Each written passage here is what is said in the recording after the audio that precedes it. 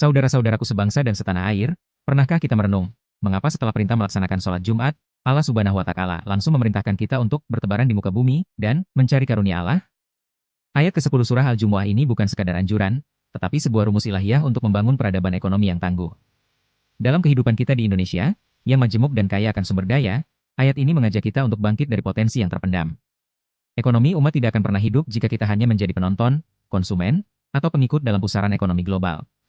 Ekonomi umat akan bergerak ketika kita, setelah mengisi ruhani dengan ibadah, segera turun ke lapangan, bekerja, berdagang, berinovasi, dan menciptakan nilai tambah dengan penuh kesadaran bahwa itu adalah bagian dari ibadah. Inilah semangat proaktif yang diajarkan Islam. Ibadah mahdah, khusus, seperti sholat adalah sumber energi.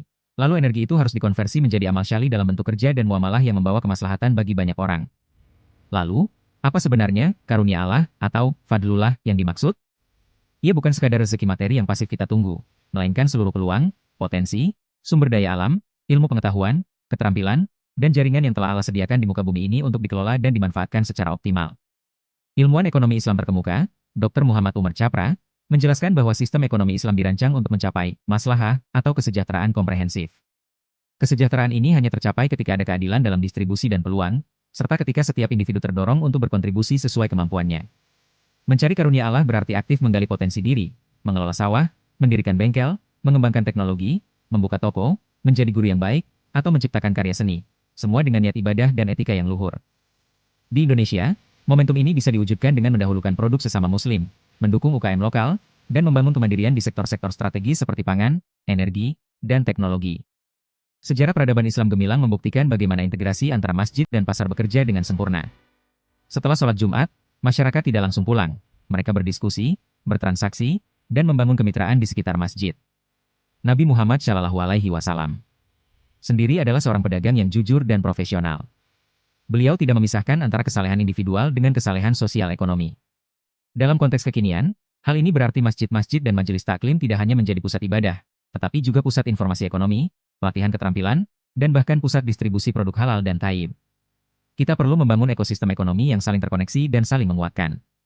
Ketika seorang petani muslim menjual hasil panennya kepada pedagang muslim, yang diolah oleh industri muslim, lalu dipasarkan melalui platform milik muslim, maka siklus ekonomi itu tidak hanya menghasilkan profit, tetapi juga memperkuat tali ukhuwah dan ketahanan nasional.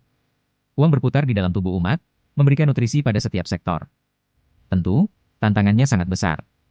Kita sering terjebak dalam mentalitas konsumtif, tergantung pada produk impor, dan kurang percaya diri pada produk sendiri. Selain itu, akses permodalan yang terbatas, literasi keuangan syariah yang masih rendah, dan fragmentasi di antara pelaku usaha muslim juga menjadi kendala. Disinilah peran kolektif kita diuji. Para ulama dan cendekiawan muslim harus terus menerjemahkan nilai-nilai Quran menjadi model bisnis yang aplikatif. Para akademisi dan praktisi ekonomi syariah harus merancang instrumen keuangan yang inklusif dan mudah diakses.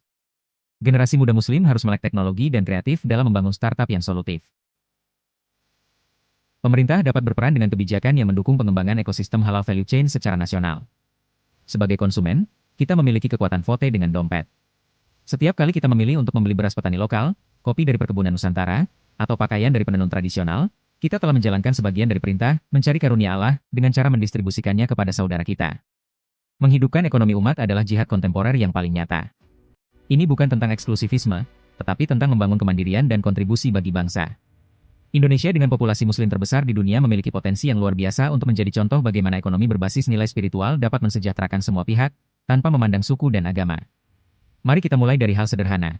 Niatkan pekerjaan kita sebagai ibadah, tingkatkan kualitas produk dan jasa kita, jalin silaturahmi bisnis, dan dukunglah sesama. Ketika masjid ramai dengan sholat Jumat, semoga di saat yang sama, pasar-pasar, toko-toko online, sentra-sentra industri, dan ladang-ladang kita juga ramai dengan aktivitas produktif yang penuh berkah. Dengan demikian, kita tidak hanya menjadi hamba Allah yang taat secara ritual, tetapi juga menjadi khalifah yang sukses memakmurkan bumi Nusantara. Ambillah peluang 5 perkara sebelum datangnya 5 perkara. Masa mudamu sebelum masa tuamu, masa sehatmu sebelum masa sakitmu, masa kayamu sebelum masa miskinmu, masa luangmu sebelum masa sibukmu, dan hidupmu sebelum matimu. Hadits riwayat Al-Hakim.